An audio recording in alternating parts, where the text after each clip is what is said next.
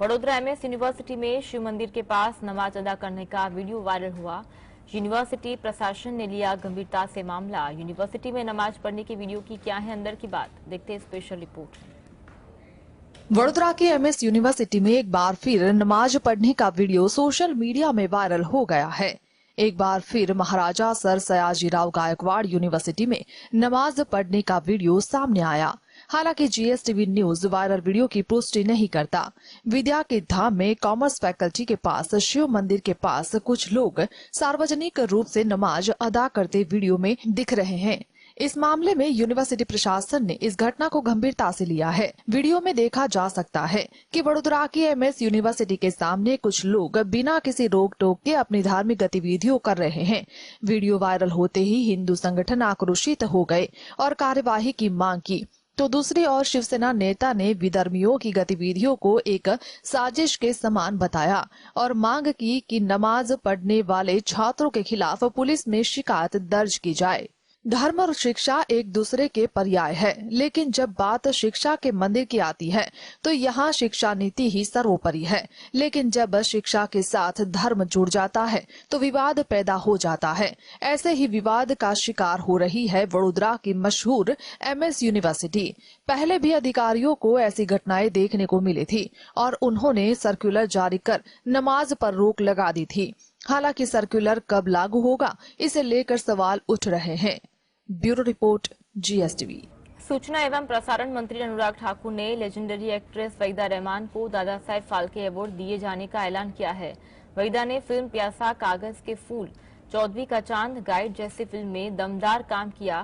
Fans और celebs actress को Dada Saheb Phalke award मिलने पर बधाई दे रहे हैं। आइए जानते हैं वहीदा रहमान से जुड़ी अंदर की बात खास रिपोर्ट में। लेजेंडरी एक्ट्रेस वहीदा रहमान को सिनेमा जगत के सबसे बड़े सम्मान से नवाजा जाएगा।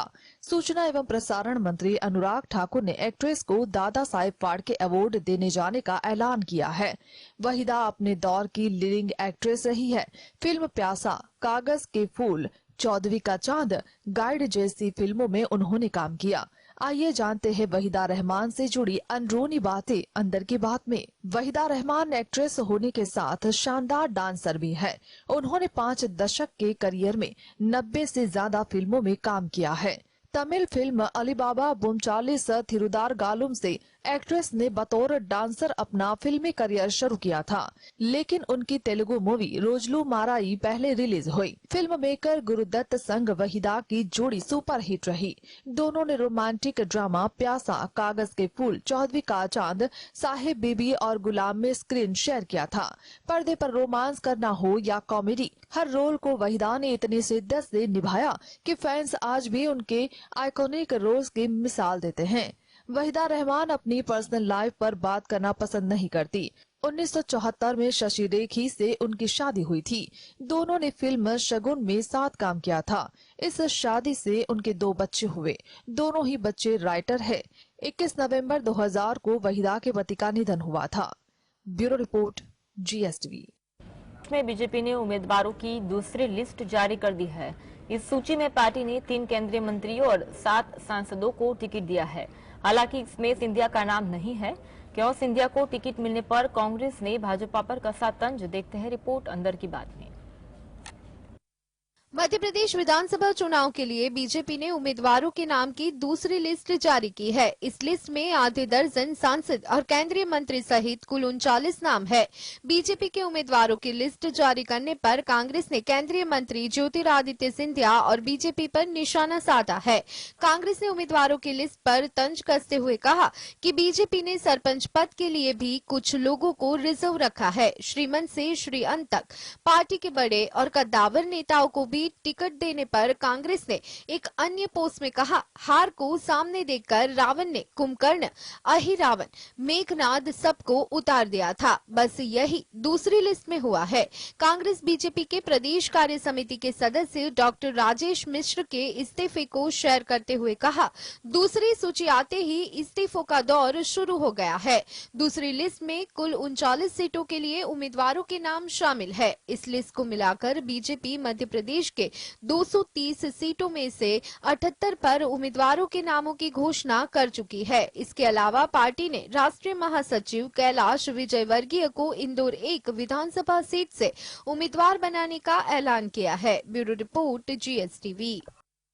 खालिस्तानी आतंकी हरदीप सिंह निज्जर की हत्या का आरोप भारत पर लगाने के बाद कनाडा बैकफुट पर है, लेकिन क्यों खालिस्तान भारतीय राजदूत को निष्कासित करने की बात कर रहे हैं, देखते हैं रिपोर्ट में। खालिस्तान समर्थक समूह सीक फॉर जस्टिस के विरोध प्रदर्शन के ऐलान के बाद कनाडा के ओटावा, टोरंटो और वैंकूवर में भारतीय उच्चायोग को बैरिकेड से घेर लिया गया। सीक फॉर जस्टिस ने डेथ टू इंडिया बाल्कनाइज अभियान शुरू किया है। चरमपंथी संगठन ने कनाडा के प्रमुख शहरों में भारतीय राजनयिक मिशनों के बाहर विरोध प्रदर्शन का ऐलान किया है। इसके अलावा स्थिति पर नजर रखने के लिए स्थानीय पुलिस और संघीय पुलिस कर्मियों को भी तैनात किया गया था। कनाडाई प्रधानमंत्री जस्टिन ट्रूडो ने ब्रिटिश कोलंबिया में खालिस्तानी आतंकवादी हरदीप सिंह निज्जर की हत्या में भारत के संभावित संबंध का आरोप लगाने के एक सप्ताह बाद खालिस्तान समर्थक समूह ने अपने सदस्यों से विरोध प्रदर्शन का आह्वान किया। बता दें कि एसएफजे भारत में प्रतिबंधित आतंकवादी संगठन है। कनाडा में मारे गए खालिस्तानी आतंकवादी हरदीप सिंह निज्जर इसका हिस्सा था। इसके अलावा समूह के प्रमुख नेता गुरुपतवंत सिंह पन्नू ने खुले तौर पर भारत कनाडाई हिंदुओं को भारत लौटने की धमकी दी थी। इसके बावजूद कनाडाई सरकार ने अभी तक इस पर कोई कार्यवाही नहीं की है। Bureau report, GSTV। खालिस्तानी आतंकी हरदीप सिंह निज्जर की हत्या के आरोप भारत पर लगाकर कनाडा ने प्रधानमंत्री जस्टिन ट्रूडो अपने ही घर में घिरते हुए नजर आ रहे हैं। विपक्षी नेता द्वारा आलोचना किए जाने के बाद अब कनाडा के रक्षा मंत्री ने भारत के साथ संबंधों को महत्वपूर्ण बताया है। क्या इसके पीछे की है खास वजह, देखते रिपोर्ट में। भारत के साथ संबंधों को महत्वपूर्ण बताते हुए कनाडा के रक्षा मंत्री बिल ब्लेयर ने कहा कि उनका देश इंडो पैसिफिक रणनीति जैसी साझेदारियों को आगे बढ़ाना जारी रखेगा, लेकिन एक खालिस्तानी आतंकी हरदीप सिंह निज्जर की हत्या की जांच जारी रहेगी। रिश्तों में तनातनी के बीच कनाडा के रक्षा मंत्री बिल ब्लेयर बड़ा बयान देते हुए नई दिल्ली के साथ अपने देश के संबंधों को महत्वपूर्ण बताया। उन्होंने कहा कि कनाडा खालिस्तान समर्थक आतंकी हरदीप सिंह निज्जर की हत्या की जांच के बीच कनाडा भारत के साथ हिंद प्रशांत रणनीति जैसी साझेदारी को आगे बढ़ाना जारी रखेगा। ब्लेयर ने कहा कि हमारी जिम्मेदारी है कि हम कानून का पालन करें और अपने नागरिकों की रक्षा करें और साथ ही यह सुनिश्चित करें कि हम पूरी जांच करें और सच्चाई तक पहुंचे। ब्लेयर ने कहा कि इंडो पैसिफिक रणनीति अभी भी कनाडा के लिए महत्वपूर्ण है और इससे क्षेत्र में सैन्य उपस्थिति बढ़ी है और आगे की गश्त क्षमताओं के लिए प्रतिबद्धताएं बढ़ी है। यह रणनीति उन सैन्य प्राथमिकताओं के लिए 5 वर्षों में $492.9 मिलियन का योगदान देती है, जो इस वर्ष लगभग 2.3 बिलियन हो चुकी है। Bureau report, GSTV। व्यक्ति कई बार आम बोल चाल में यह कह जाता है कि दिमाग की बत्ती जल जाएगी। क्या सच में ऐसा हो सकता है कि इंसान दिमाग से बिजली पैदा कर बल्ब जला दे, देखते रिपोर्ट। एक कहावत है कि दिमाग की बत्ती गुल हो गई है क्या। इसे कुछ लोग दूसरी तरह से भी बोलते हैं कि दिमाग की बत्ती नहीं जलती क्या। ऐसे में एक सवाल मन में पैदा होता है कि क्या दिमाग से बिजली पैदा हो सकती है। इंसानी दिमाग अपने आप में बहुत खास है।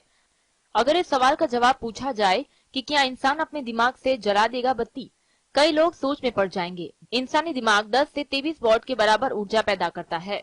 इतनी ऊर्जा से एक छोटा बल्ब जलाया जा सकता है। दिमाग में इतनी ऊर्जा हमेशा पैदा नहीं होती है। यह खासकर तब पैदा होती है जब व्यक्ति जाग रहा होता है।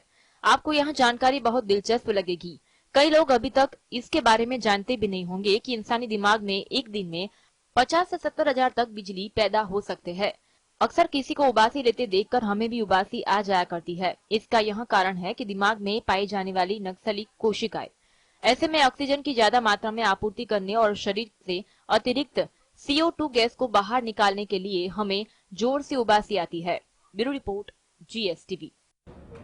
स्विगी पर एक बड़ा फ्रॉड करने का आरोप लगा है, जहां कस्टमर से हर एक ऑर्डर पर 3 रुपये या उससे अधिक की रकम को बिल में जोड़ कर लिया जा रहा है। कंपनी की तरफ से इसकी सफाई भी दी गई। क्या है पूरा मामला, देखते रिपोर्ट में। स्विगी इस समय चर्चा में है, जिसकी वजह से इसका ऑफर या कोई खास डिस्काउंट नहीं बल्कि कस्टमर से ज्यादा रुपए वसूलने का आरोप है। दरअसल एक्स पर कई लोगों ने पोस्ट करके आरोप लगाया है कि स्विगी उनसे ज्यादा रुपए वसूल रहा है। दरअसल रिपोर्ट्स में एक ट्वीट का हवाला देकर बताया है कि पूरे बिल में 3 रुपए या उससे अधिक की रकम को जोड़कर राउंड फिगर में बिल देने की कोशिश करता है। उदाहरण में समझे, अगर किसी कस्टमर का बिल 271.91 रुपए बना है तो कंपनी उसे राउंड फिगर में लाने के लिए 9 पैसे नहीं जोड़ती है, बल्कि उस पूरे बिल में 3 रुपए 9 पैसे को ऐड कर दिया जाता है। रिपोर्ट्स में बताया है कि इस तरह से स्विगी कई लोगों से रुपए वसूलता है। सोशल मीडिया पर इस तरह के ढेरों सारे सवाल जवाब देते हुए एक्स पर पोस्ट किया है। स्विगी ने कहा कि किसी भी कस्टमर से अधिक रुपए नहीं वसूले गए, यह सिर्फ एक बग है। कंपनी ने कहा कि यह इसीलिए हुआ क्योंकि ग्राहकों पर 5 रुपए की प्लेटफॉर्म फीस लगाई जा रही है। इसमें 3 रुपए का डिस्काउंट दिया और सिर्फ 2 रुपए ही कस्टमर से लिए। Bureau report, GSTV।